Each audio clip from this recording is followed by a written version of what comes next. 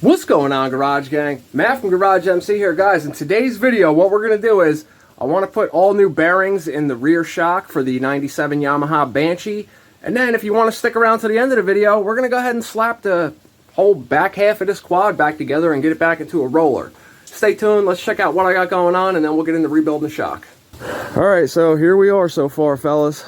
Everything is looking pretty damn good. I'm very happy with this quad. In the last video we did the wheel bearings and the A-arm bushings. You guys want to get all up close and personal and check some stuff out here, man. I literally scrubbed every single nut and bolt all clean on this whole bike, every single one. The wire harness got redone, all the vent tubes and everything are all armor-alled, everything got cleaned. I vapor blasted the rear master. I went ahead and did the linkage on my own. It was kind of giving me a little bit of a fight for a minute there, but you know, there she is, ready to rock. Very simple to do, man. There's tons of videos on YouTube to rebuild the rear linkage on these. It's extremely simple. Everything is clean, ready to go.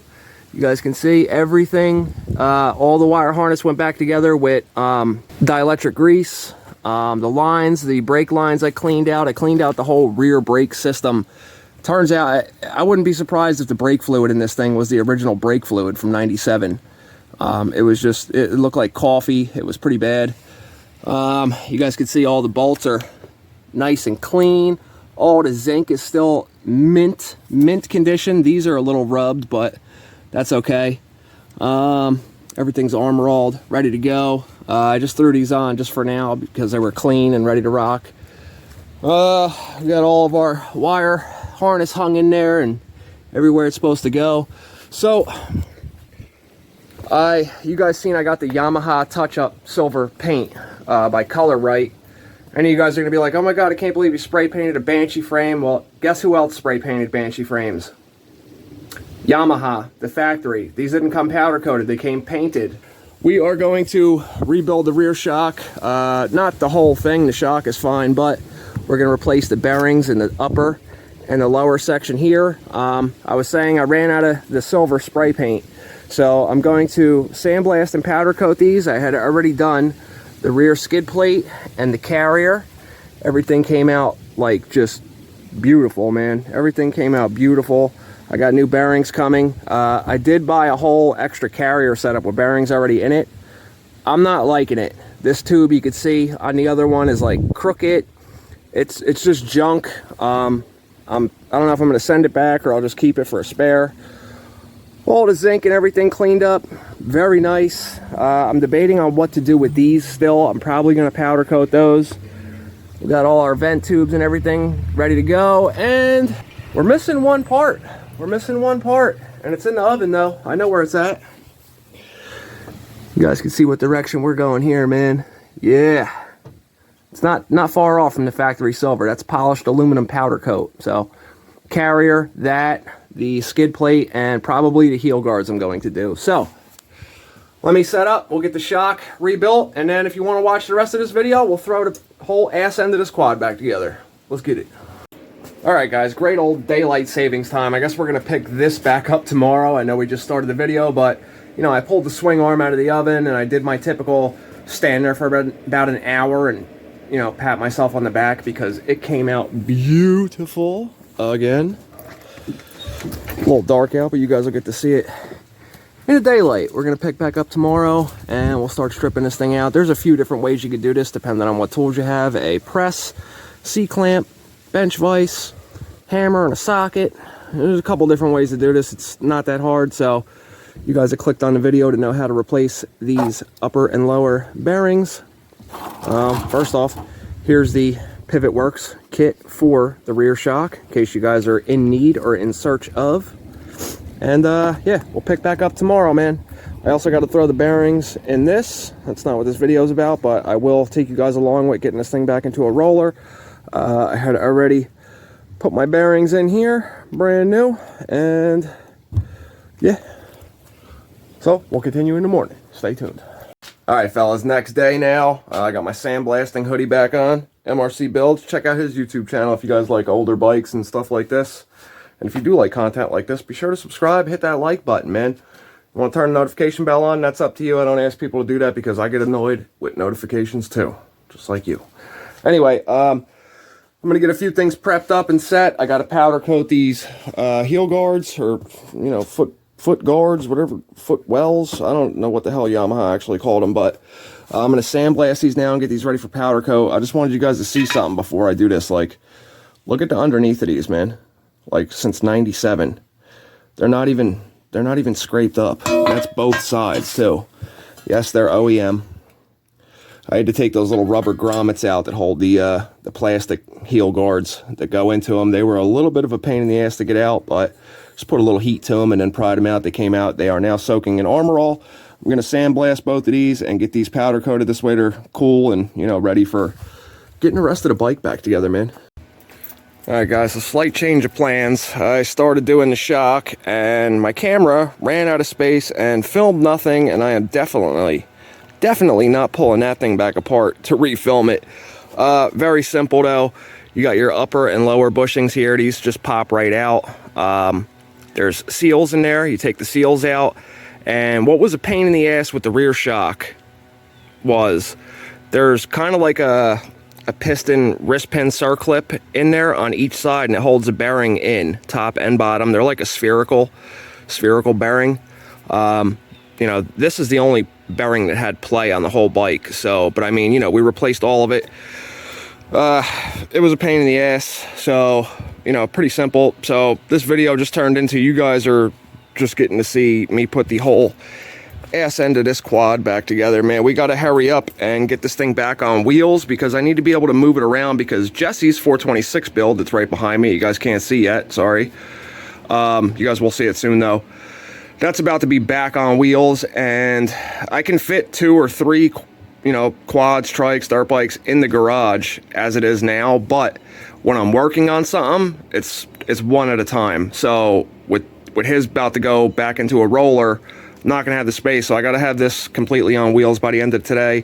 We also have some very nice parts on the way that will be here today that you guys will get to see. So here we are, all set out, and it's times like these where I'm really starting to think I've lost my mind, because when I say I hand scrubbed every single nut and bolt on this bike, this is what I'm talking about, guys. This is, if I can get you some contrast here or some focus, getting these all spick and span, all the threads, everything. What I like to do is, and yes, I have a vapor blaster, and you can vapor blast these, but you could blow the zinc right off of the bolts and then they will end up rusting, and I'm not having that. So what I like to do is, this is just a, you know, a chicken can or whatever, you know, chicken breast, whatever. I just use these. I squirt Armor All in here a few times, and you guys can see that fluid in there. That's Armor All. I also do it with like LA's Totally Awesome and water, depending on how dirty they are. These were already soaked and scrubbed with degreaser. So the Armor All brings back the shine, and they're come out really nice, man. Come out really nice. Every single nut and bolt on this whole bike was done. Everything. So I'm getting ready to get this all ready to go back on the chassis, and we'll get this thing into a roller. Very crucial part here. This goes into the hole here. That's where your linkage can bump into if it, I guess, completely compresses the suspension. I would think it would hit. So I'm going to put that back in, and I also got a very crucial OEM Yamaha part that this build just needed. I had to get it. Let me show you what it is. So right here, man, this part here is this build just couldn't go anywhere if I didn't get this. What is it? The new rubber for the key. Yep. Yes, I am completely whacked out of my bird. You are correct. All right, let's get this thing into a roller so we can move it around. UPS, man. Yeah, you know, it's like Christmas when a box that says Fox on it shows up. You know what I'm saying? It's a Fox box. Whew. All right, fellas, I'm all set up to start putting the swing arm and the shock in and getting this thing into a roller, man. But, oh yeah, you guys didn't see these yet, did you? Sheesh. Look at them puppies, huh? Well, I can't help myself, man. We gotta pop this thing open and let's do it together. All right, guys, so you already know that upgrading the suspension on a quad is like, well, I mean, if you don't know, here you go. I never used to buy suspension, but until I had a basis for comparison, this will be the first mod I do to any bike I get from now on. Even before power mods, man, and especially on a Banshee, they're not known for being the best handling quads out there. Straight line performance is all you get. Anyway, all I did was tape up my info here. You got, see, there's my address. Come on, come step foot on my property. Greet you very, very nicely, especially unannounced. 9-pound shipping weight, guys. That's with the box, the little pump that comes with everything. Huge weight savings when you go to these Fox floats, man. These are for the factory series, the 3s. So, you know, not like the Evol one with all the extra canisters and everything on it. I don't race motocross and anything, man. I don't do that stuff. I just ride for myself. But huge weight savings on the front of the quad, man. All right, we are cut open. Well, I think. Yep. All right. Yeah. Can't see nothing yet. Okay. Yeah, that's gonna definitely go on the bike. Not. All right. Let's see what these puppies look like, man. Probably look just like the ones on my 330. I don't know why I get so excited over stuff, but I just do. All right. Come on out of there. Watch me fling it right on the ground before I even get to bolt them on. Ah, yeah. If you guys want to stick around to the end of the video, man, you guys will get to see these get put on the quad. And it's going to be very hard for me to not do that yet. But we'll do it together towards the end. Because this video is about the ass end of the quad, but it's like Christmas, man. I think this is a good angle for you guys. So I'm over here, I'm all prepped up, got all my bolts laid out. Here's our pivot bolt, which will be the first one to go in once we slide the swing arm in here. I have it anti-seized up to this point. This way I can still grip the bolt, because if you guys ever use anti-seize, it will get all over you every time, without fail. Every time. Like, it still will, and I'm trying to be cautious. I leave the nut and everything on it till I'm ready. This way I can set it down on the ground without getting stuff on it. At this point in time, I'm going to take some Maxima waterproof grease, and I'm going to grease up the areas right here just a little bit, just a small film, right where the caps to the swing arm go. The swing arm has all brand new bearings and everything in it as well, just like everything else on this whole entire bike. This is, I mean, you really don't need to do this, but I mean, why not, right? It's stuff that pivots, hence the name pivot bolt. I did clean out all the holes with a brass wire brush, as well as all the holes on the linkage after I vapor blasted it. These are all put together with anti-seize, blue Loctite, factory torque specs. Everything on the linkage is 22 foot-pounds, so 22, 22, 22, and the shock is 22 foot-pounds. The pivot bolt is going to go to 70 foot-pounds on your 91 to 90, your 91 and up years. Why 87, 8, 9, and 90 are a different torque spec, couldn't tell you, but that's just how it is in the manual, climber manual. So get our pivot bolt out. We'll go ahead and get this thing started in the hole over here, so it's just hanging there. And we're gonna take our swing arm, get this puppy slid into place. This is a good time where if you had somebody to give you a hand, it would be nice, but I am doing this on my own. You can as well. The bearings in the swing arm also have grease and everything ready to go. Now I'm to the point where I can go ahead and anti-seize the rest of the bolt. So something to note, at least on the Yamaha Banshee, guys, all of these bolts that I'm installing on this bike, at least on the rear end here, every bolt goes in from the right side of the frame, or the right side of the quad, into the left. Left side of your pivot bolt gets a nut and a washer. Loctite. If you guys haven't used it in a couple days, just go ahead and give it a little shake. A little shaky shake. It's especially this time of year. It's nice and cold. You want to make sure none of your grease or anti-seize is on the threads, because that will definitely impede the abilities of your Loctite to hold. Yes, this is a nut that has a lock section built into it, so a lock nut. It's a two-stroke, man. You know, you're out there romping on this thing in the woods. You don't want your nuts and bolts coming loose, or at least I don't. If you don't mind it, then, you know, that's on you, but I like to know that my shit is secured. And it's 70 foot-pounds for this Banshee, and I'm going to hold back on the other side. Both sides, left and right, are a 22 millimeter. I'm going to hold back on the pivot bolt itself and tighten the nut. That's how you should do it in most cases. So I'm going to go ahead and tighten that down to 70 foot-pounds, and then we will pick up and start hooking the linkage and the rear shock in. All right, fellas, let's go ahead and get our linkage into place. You're going to have to move the swing arm to get it where it wants to line up, like so. And taking our bolt that is anti-seized and ready to slide in. Same situation from the right side of the bike to the left. Each one of these bolts back here are a different bolt, so be sure to pay attention. Same thing, I'm gonna go ahead and put a dab of blue Loctite on there, and this is also 22 foot-pounds. A lot of these bolts here I am not going to torque yet, because you should, you know, anything suspension that pivots and stuff like that, you know, within exception to the pivot bolt, that's not that big of a deal, but you should tighten it when the quad is fully dressed out and its weight sitting on the wheels. Then you want to torque down like stuff like this. So, you know, it could produce squeaks and everything like that. And when you guys are using a torque wrench, after you use it, zero it back out. Do not leave the load that you set on it. There's springs and everything in there, and you know, you could stress them out. So only have it set to the torque rating that you want to use while you're using it, then zero it back out.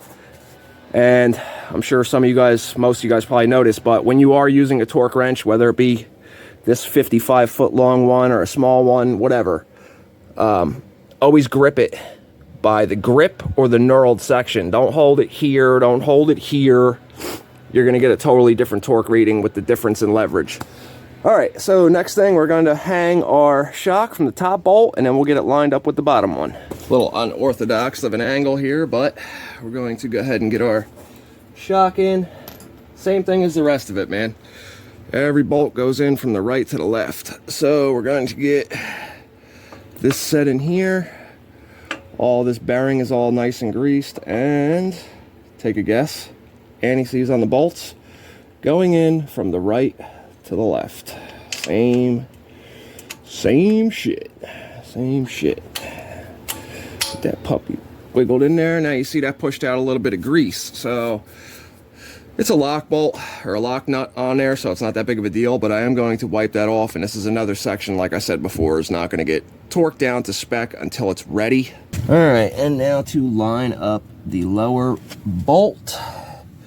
Same thing. I'm not going to say this anymore, but anti-seize. Also, this is all greased up and ready to go.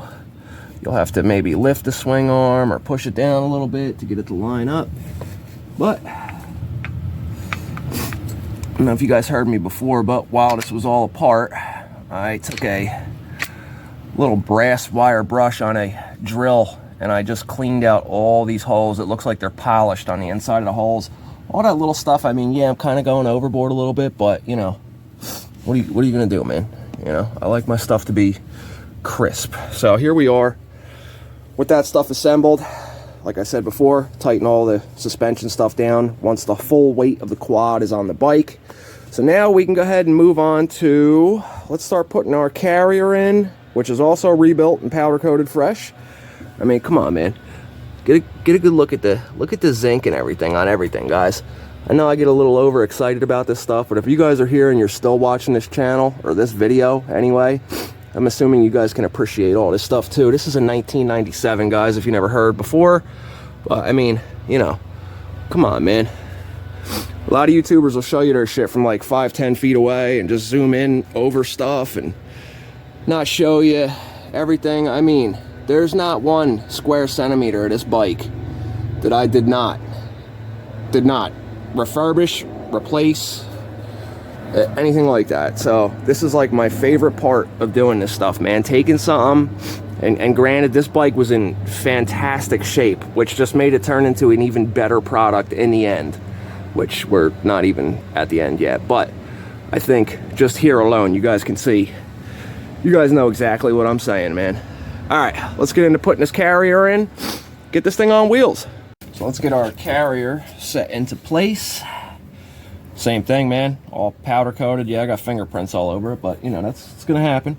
So our brake caliper stay section here, that's on a Banshee, one part of the carrier.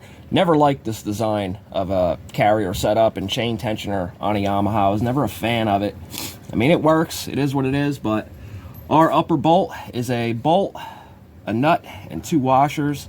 The washers go on the outer portions here. Same thing, I have about 80% of this anti-seized. Go ahead and get this slid into place like so. I hope I wasn't blocking the camera, but you guys see what's going on here. We'll get that in there. And so the lower section on these, this is where you get your adjustment for your chain on a Yamaha. I believe the Banshee, Blaster, and the Warrior share the same type of setup.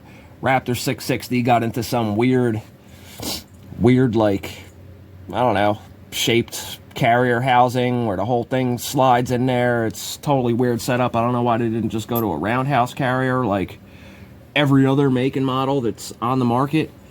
I'm not going to put my nut on yet, or nut and washer that goes on this top one. The climber manual is a little, looks a little weird as far as torque specs go. Damn, man, look at the zinc on that. Yeah, I'm getting nerding out over here. It says upper bolt and nut 88 foot-pounds and lower 44. Do your research and double check just like I'm going to, but for purposes of this video, that's what it looks like it says in the manual. So 88 foot-pounds and then 44 on the lower. So the bolt that goes down on the bottom here, same thing, right to left. You want to get that lined out, but each one of these get these tensioners slid on here first, and it's a, you know, bolt and a washer here. So we'll go ahead and get this started like so, and then get our bolt sliding through. You guys can see where that gets your chain tension. Same exact thing on the other side. So we're going to get another one of these tensioners that slide in here and slide the bolt through it as well, if it will allow me. There we go. And then same thing on the other side. We get a nut and a washer. I'll just go ahead and just start threading them on for purposes of this video. These are going to get, I'm not going to torque these yet, fellas, because obviously I'm going to have to set my chain and everything like that once we get the axle and everything all put back on the bike. All right, so now there's that. Now we can move on to our skid plate. Before we get onto our skid plate, let's go ahead and throw our chain slide in. Take our Loctite. We got 2 bolts here, 12 mil bolts. We're gonna put a couple, well, not a couple, but I'm gonna put a little line of Loctite on here.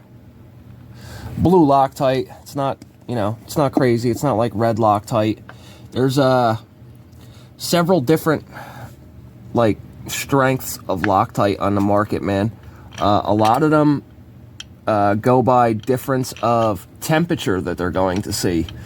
Kind of like when I build out the billet clutch basket for this bike, you use red Loctite, but not regular red Loctite. There's a Loctite called 272. A regular red Loctite is good up to temperatures of around 300 to 350 degrees. I'm sure it goes a little higher than that, but you know, that's what they write on the bottle. Loctite 272 is good up to 450 degrees. These, I don't think I have the torque specs on these, but you could do these by hand. It's probably more than likely going to be 20 to 22 foot-pounds on these. So I'll go ahead and crank these down off camera, and then let's get the other skid plate out. And that goes to this bolt hole and this bolt hole right here on both sides, and also this bolt hole. So let's get that out. That also has a chain slide in it that's held in with 2 bolts and nuts. So let's crank that puppy on now. Not going to bore you guys with showing you this thing getting bolted on, but you have a chain slide in here that's held on with 2 10mm bolts and 10mm nuts. The bolts go in from the, well, in this case, the left side of the bike to the right. This way the nuts will be inboard and kind of safe in this little, you know, pocket that they're in.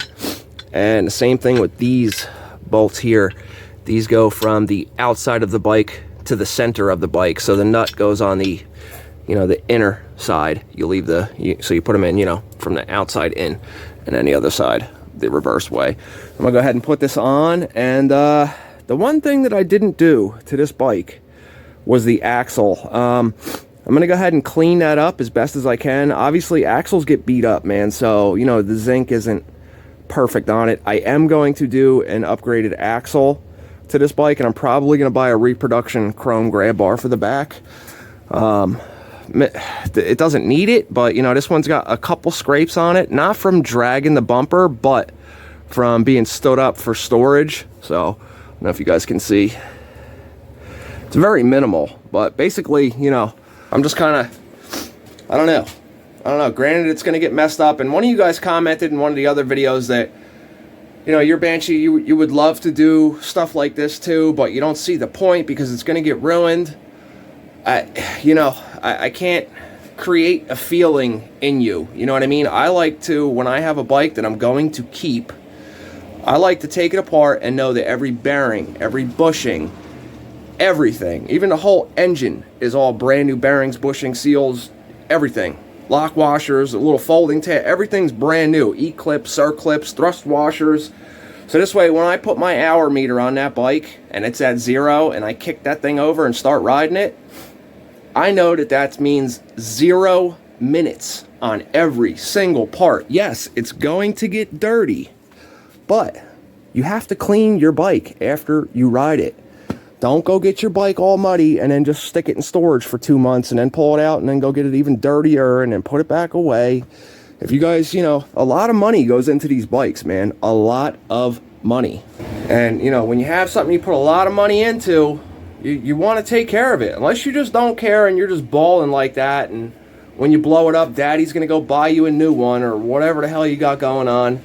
Just take care of your shit, man. That's all. This bike will look just as clean a year from now. Will there be some wear on it? Yeah, you can't help that. Will the tires be not new? Will the grips be worn down? Will some of the paint and powder coat get scraped off? Yeah, obviously.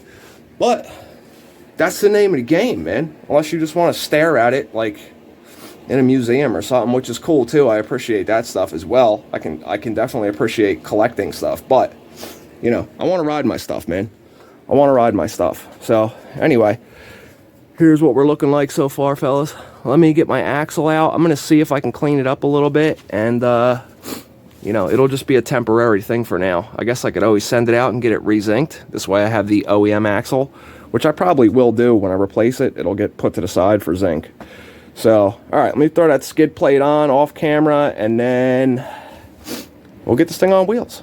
Well, the axle cleaned up pretty decent, but I mean, you can see where the zinc looks different, you know what I mean? Like down body end where it's like taken care of and protected by the wheel and everything like that. You can see how it should look.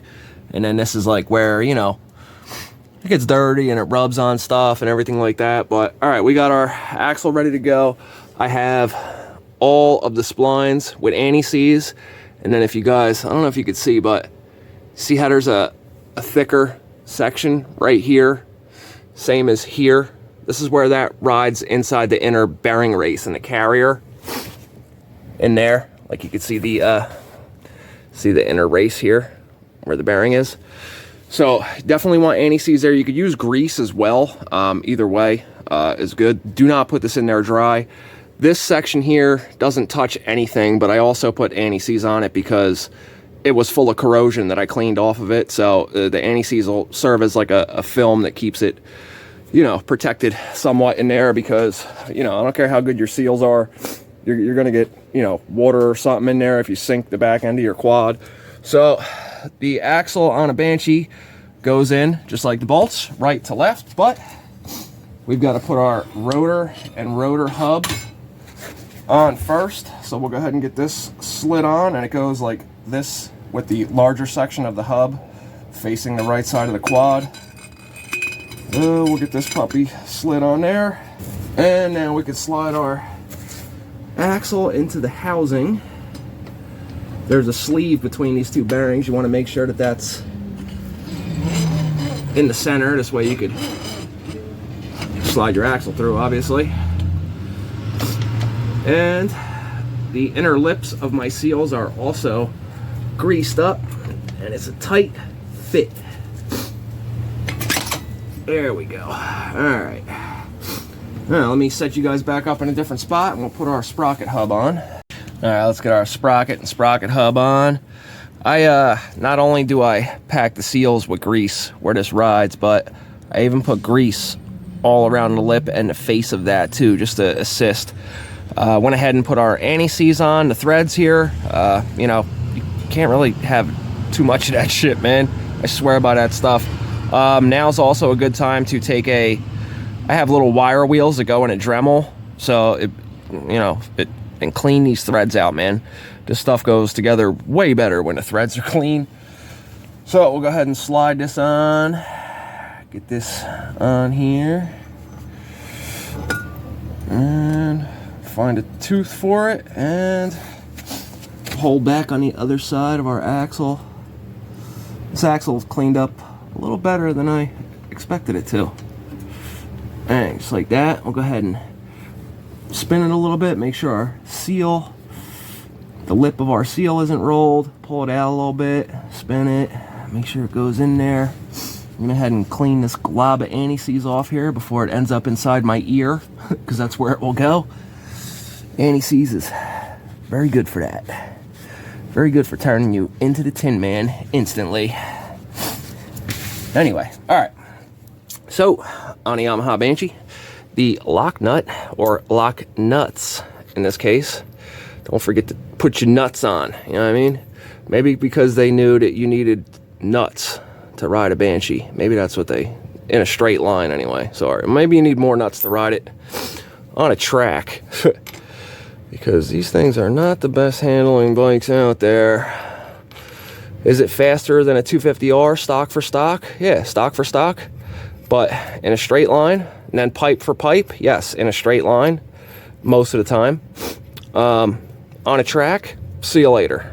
See you later. Not saying that you can't keep up on a Banshee, but when you start getting the turns and all kinds of stuff, it's just not there. It's just not where they shine, man. It's just not where they shine.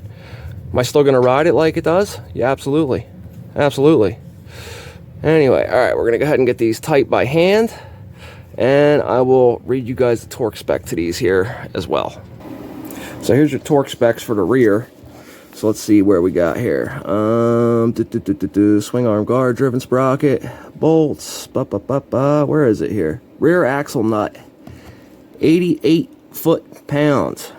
If you guys want to pause and take a peek at this, this is in the climber manual under the, this is chapter 12 for the rear suspension and everything.